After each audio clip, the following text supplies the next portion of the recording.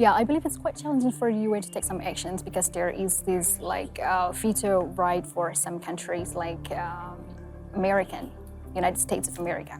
And it can be a barrier to some actions. So how much power does the UN have to enforce its will on the strongest nations within it?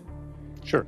So the UN, first of all, it's not just the US that has veto power, right? There are 5 countries that have veto power on the Security Council, which means they can stop a resolution even if it otherwise had majority on a 15-member council. The UN is only as strong as the mandate it gets from member states.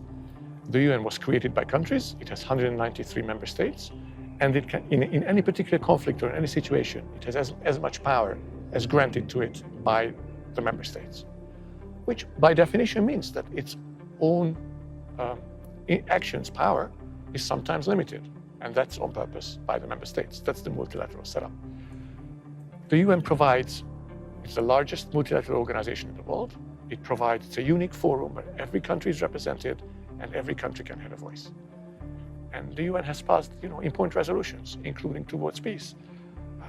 Peacekeeping is one of the areas where the UN works, and we can see what happens when the mandate of a particular peacekeeping mission ends. Then, sadly, civil war can again start in a country. So the UN does what it can within its mandate, but the way its current setup is 8 years old, which is why the UN Secretary General, Antonio Guterres, started 2 years ago a process to make the UN fit again for the 21st century. And part of that is to perhaps reform the decision-making mechanisms of the UN. Most member states today were still colonies at the time the UN was founded. The UN, there's no representation from Africa, for instance, on the Security Council. Right? The only sort of developing country is China, among 5 nations.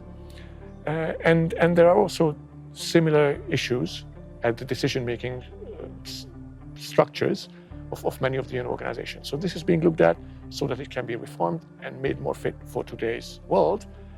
But at the end of the day, the UN Secretariat and the Secretary General can make recommendations, but it will have to be member states, it will have to be countries that vote on it.